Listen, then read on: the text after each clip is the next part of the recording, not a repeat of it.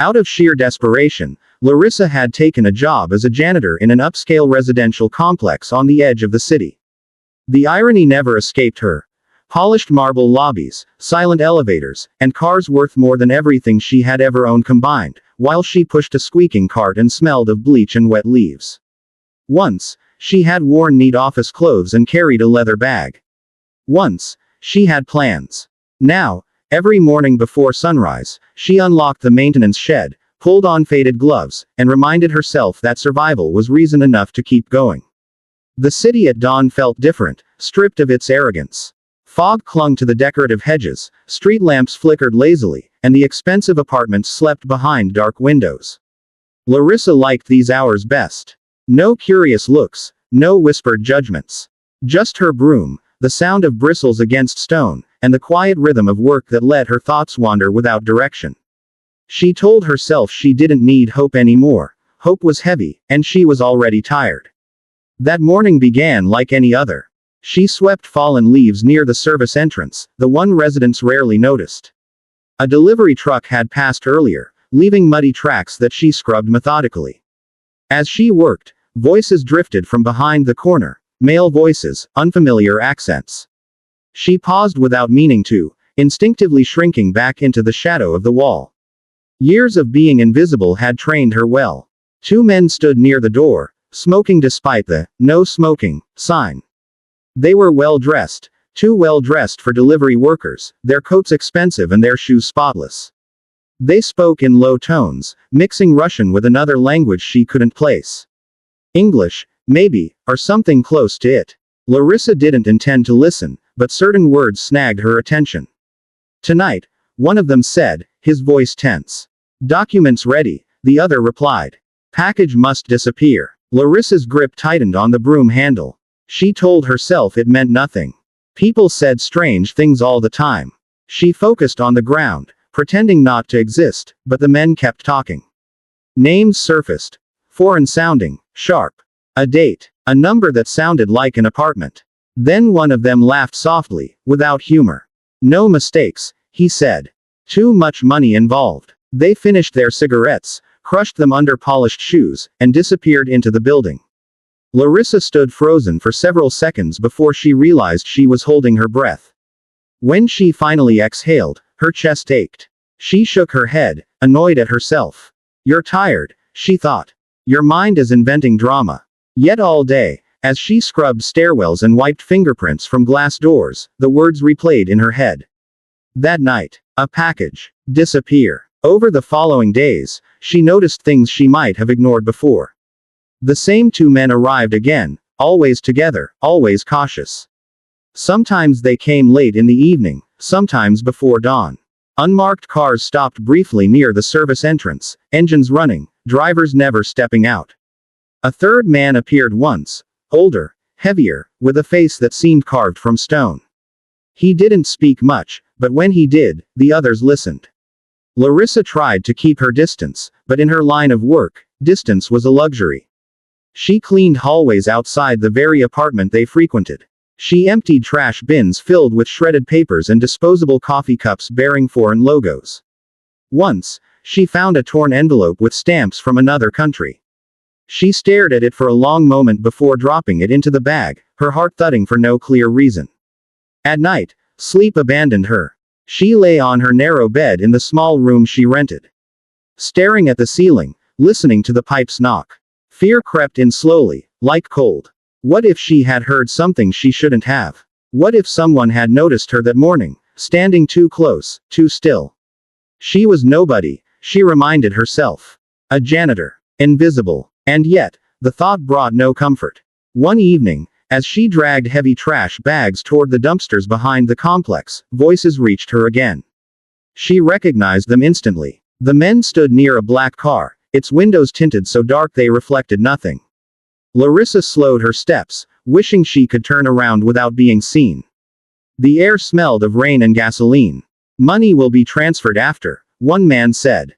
"And the woman?" another asked. "She knows too much." Larissa's stomach twisted. A woman. The words echoed in her mind, louder than they should have been.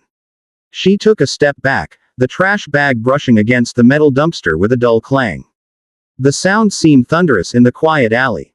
The voices stopped. Larissa's heart slammed against her ribs. She held her breath, waiting for footsteps, for a shout, for anything. Seconds stretched painfully. Then one of the men laughed again, dismissive. "Cat," he said. "Or the wind." They got into the car and drove away. Larissa stood there long after the taillights vanished, her hands trembling so badly she nearly dropped the bags. When she finally moved, it was as if her body belonged to someone else. From that moment on, she knew she was involved, whether she wanted to be or not.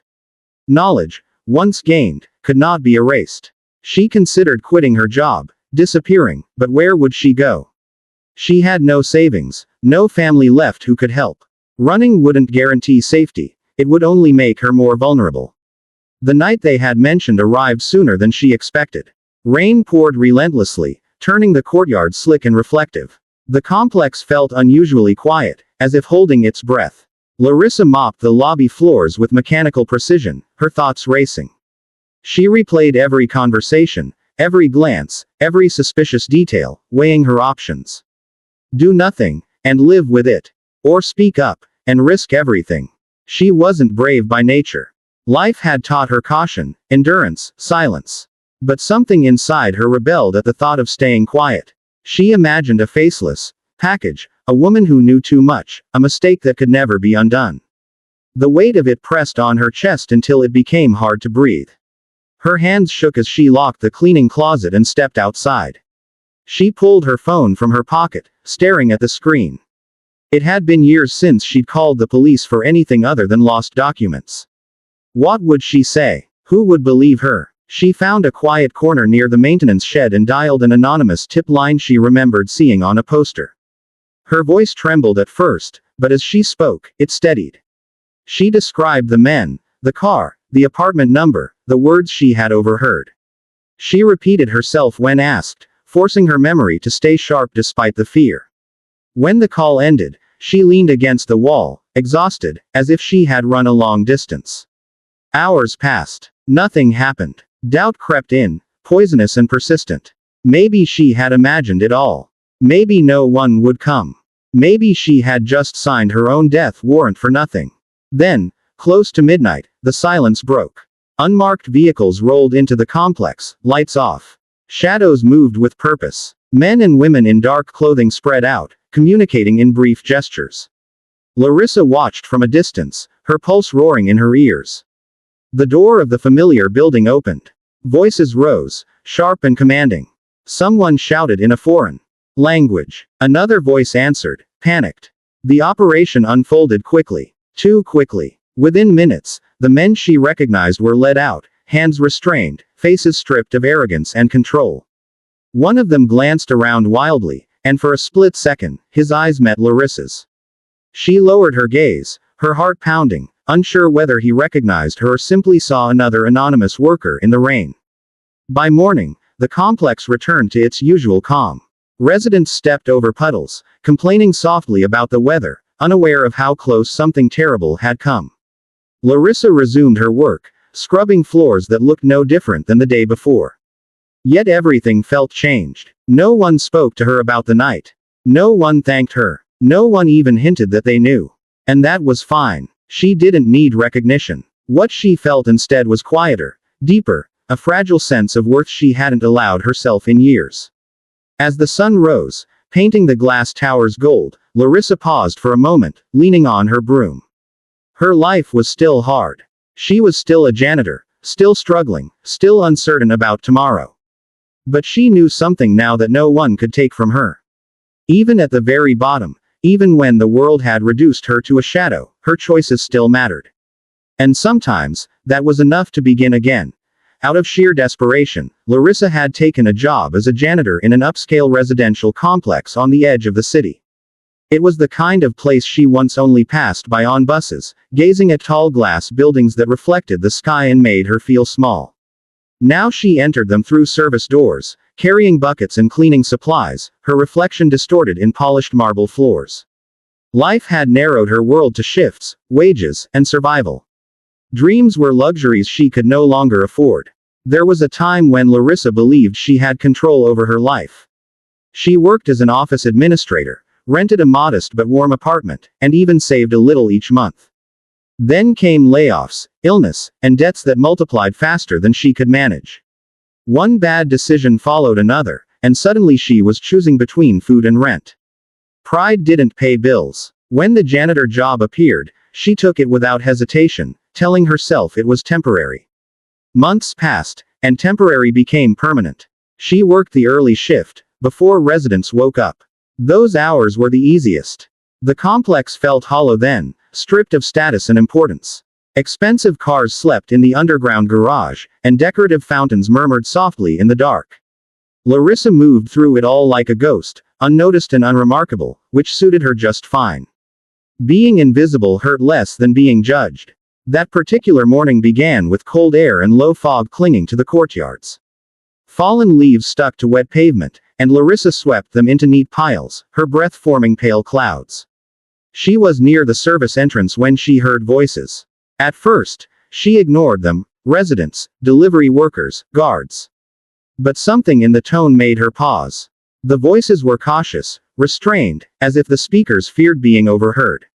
She instinctively stepped closer to the wall, keeping herself out of sight. Two men stood by the door. They were foreigners, that much was obvious. Their accents were thick, their Russian uneven. They wore expensive coats and leather gloves, completely out of place so early in the morning. One of them kept glancing over his shoulder, scanning the empty courtyard. "Everything is ready," one said quietly. "It has to be tonight," the other replied.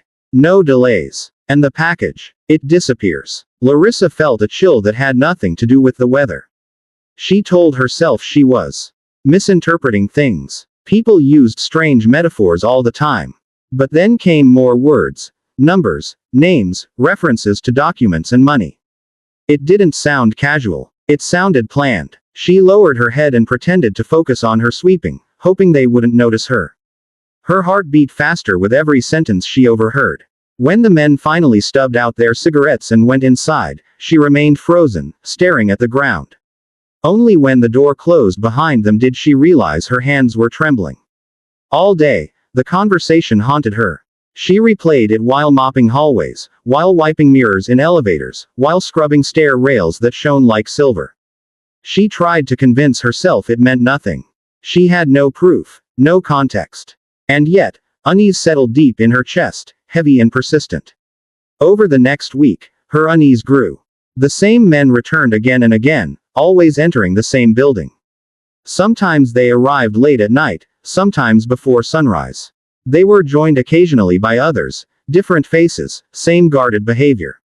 Cars with tinted windows appeared briefly, engines running, drivers staring straight ahead. Nothing overtly illegal, yet everything felt wrong. Larissa began noticing details she might have overlooked before. The trash from that apartment was unusual. Burnt papers, torn envelopes with foreign stamps, disposable phones snapped in half. Once, while cleaning the hallway, she heard raised voices inside the apartment, sharp and angry, though she couldn't make out the words. She quickened her pace, suddenly eager to be anywhere else. At home, sleep eluded her.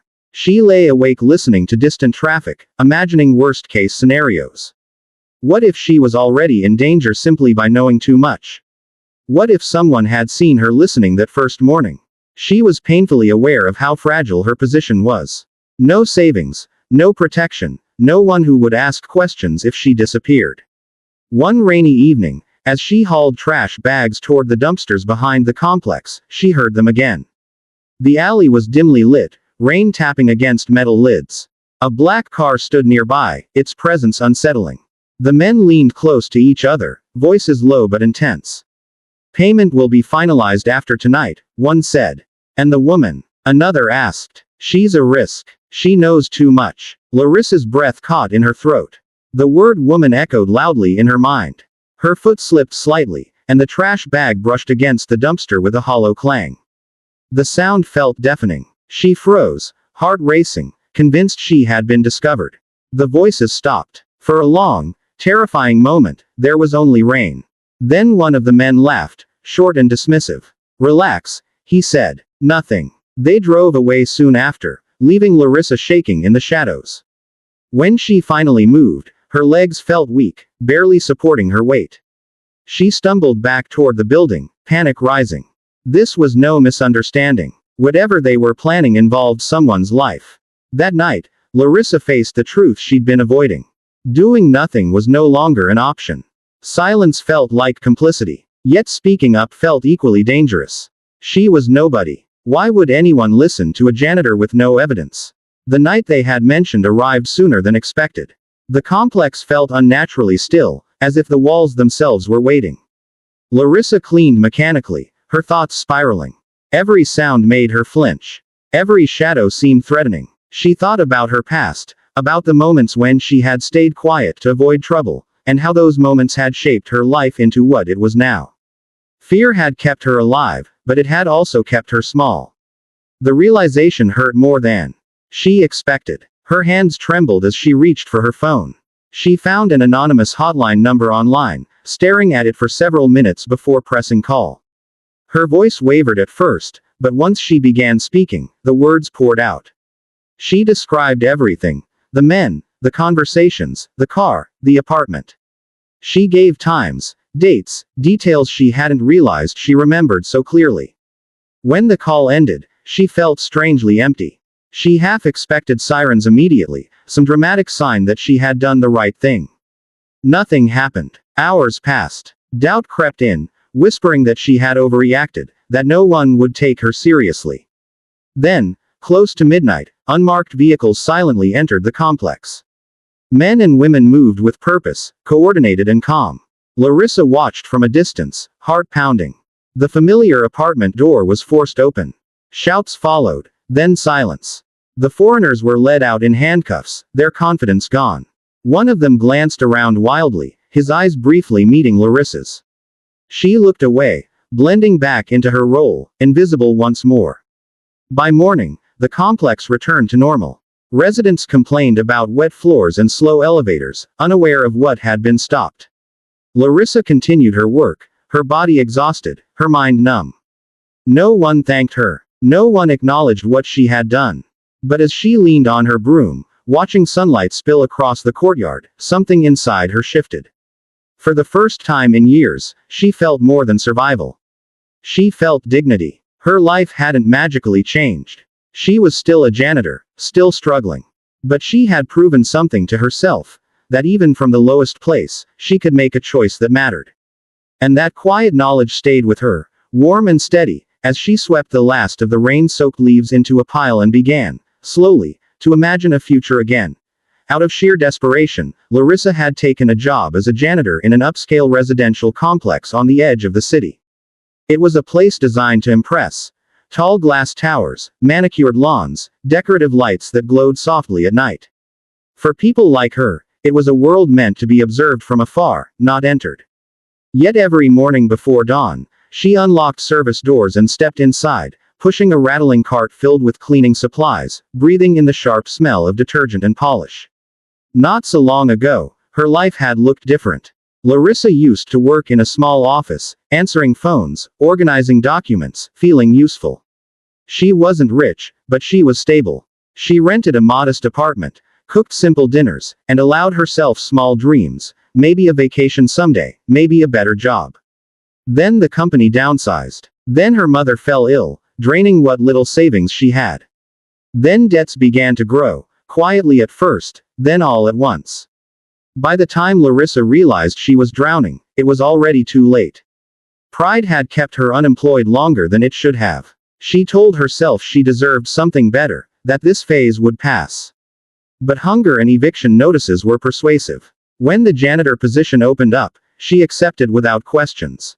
The uniform was cheap, the hours brutal, but it paid. Survival left no room for ego. She worked early shifts, starting when the city was still asleep. Those hours were merciful. No residents, no judgmental glances. Just silence, broken only by the hum of distant traffic and the soft scrape of her broom against stone. She learned the rhythms of the complex, the way the lights flickered on automatically, the times security guards changed shifts, the corners cameras didn't quite reach. Not because she wanted to know, but because repetition carved familiarity into her days. That morning began with fog hanging low over the courtyards. Fallen leaves clung to wet pavement, heavy with moisture. Larissa swept methodically, her breath visible in the cold air. She was working near the service entrance when voices drifted toward her. At first, she barely noticed. People passed through here all the time. But something in the tone made her pause. The voices were male, tense, controlled. She instinctively moved closer to the wall, keeping herself partially hidden. Two men stood near the door. They were clearly foreigners, their accents thick, their Russian uneven. They wore expensive coats and spotless shoes, entirely wrong for the early hour. One of them kept glancing around, as if afraid of being seen. "Everything is ready," one said quietly. "It has to be tonight," the other replied. "No delays. And the package? It disappears." Larissa's fingers tightened around the broom handle. Her first instinct was to dismiss it. People used strange words all the time. But then came more. Numbers, names, mentions of documents and money. Their voices were low, but urgency bled through every sentence. She stared at the ground, pretending to focus on her work, hoping they wouldn't notice her presence. Her heart beat faster with every word she overheard. When the men finally crushed their cigarettes under polished shoes and disappeared inside, Larissa remained frozen for several seconds. Only when the door closed did she realize she'd been holding her breath. The rest of the day passed in a blur. She cleaned lobbies, wiped elevator mirrors, scrubbed stair railings until her arms ached. Yet her mind kept circling back to that conversation. Tonight. Package. Disappear. It sounded less like metaphor and more like a plan. She tried to reason with herself. "You're tired," she thought. "You hear danger because you expect it." But unease settled deep in her chest and refused to leave. Over the next few days, her unease grew into something sharper. The same men returned repeatedly, always entering the same building. Sometimes they arrived late at night, sometimes just before dawn. They were joined by others, different faces, same cautious behavior. Unmarked cars appeared briefly, engines running, then vanished. Nothing obvious, nothing she could point to, yet everything felt wrong. Larissa noticed small details. The trash from that apartment was unusual. Burned paper, shredded documents, disposable phones snapped cleanly in half. Once, while mopping the hallway nearby, she heard raised voices behind the door, angry and sharp. She moved faster, suddenly eager to be elsewhere. At home, sleep abandoned her. She lay awake in her narrow rented room, listening to pipes knock and traffic hum outside. Fear crept in slowly, wrapping around her thoughts. What if she'd been seen that first morning? What if someone remembered her face? She had no safety net, no one who would look for her if she vanished. One evening, rain poured steadily as she hauled heavy trash bags toward the dumpsters behind the complex. The alley was dim, the air thick with moisture. A black car stood nearby, windows dark, presence unsettling. She slowed instinctively when she heard voices. The same men stood close together, speaking in low tones. "Payment will be finalized after tonight," one said. "And the woman?" another asked. "She's a risk. She knows too much." The word woman struck Larissa like a blow. Her foot slipped, and the trash bag brushed against the metal dumpster with a hollow clang. The sound echoed loudly in the narrow space. She froze, heart racing, convinced she had just revealed herself. The voices stopped. For a terrifying moment, there was only rain. Then one of the men laughed softly. "Relax," he said. "Nothing." They got into the car and drove away. Larissa stood, shaking in the shadows long after they were gone. Her legs felt weak, her mouth dry. There was no doubt left now. Whatever they were planning involved real danger, possibly someone's life. That night, she couldn't pretend ignorance anymore. Doing nothing felt like participating. Yet speaking up felt equally dangerous. She was just a janitor. Who would believe her without proof? The night they had mentioned arrived faster than she expected. The complex felt unnaturally still, as if the buildings themselves were waiting. Larissa cleaned mechanically, her mind racing. Every sound made her flinch. Every shadow seemed to watch her. She thought about her life. About all the moments she had stayed silent to avoid trouble, how that silence had shaped her existence into something small and fragile. Fear had kept her alive, but it had also taken everything else. Her hands trembled as she pulled out her phone. She found an anonymous hotline number, staring at it for several minutes. She imagined police laughter, dismissal. She imagined retaliation. Finally, she pressed call. Her voice shook at first, but as she spoke, it steadied. She described the men, their accents, their clothes. The apartment number. The car. The words she had overheard. Dates, times, details she hadn't realized she remembered so clearly. When the call ended, she leaned against the wall, exhausted, as if she'd run miles. Nothing happened at first. Hours passed. Doubt crept in, whispering that she'd overreacted, that she'd imagined connections where none existed. Maybe no one would come. Maybe she'd made a terrible mistake. Then, close to midnight, unmarked vehicles rolled silently into the complex. Men and women moved with purpose, coordinated and calm. Larissa watched from a distance, her heart pounding. The familiar apartment door was forced open. Shouts followed, sharp and urgent. Someone protested in a foreign language. Then silence. The men were led out in handcuffs, their confidence stripped away. One of them glanced around wildly, eyes briefly locking with Larissa's. She looked away, lowering her head, blending back into her role, just another invisible worker in the rain. By morning, the complex returned to normal. Residents complained about wet floors and delayed elevators, unaware of how close something terrible had come. Larissa resumed her work, scrubbing floors that looked exactly as they had the day before. No one thanked her. No one acknowledged what she had done.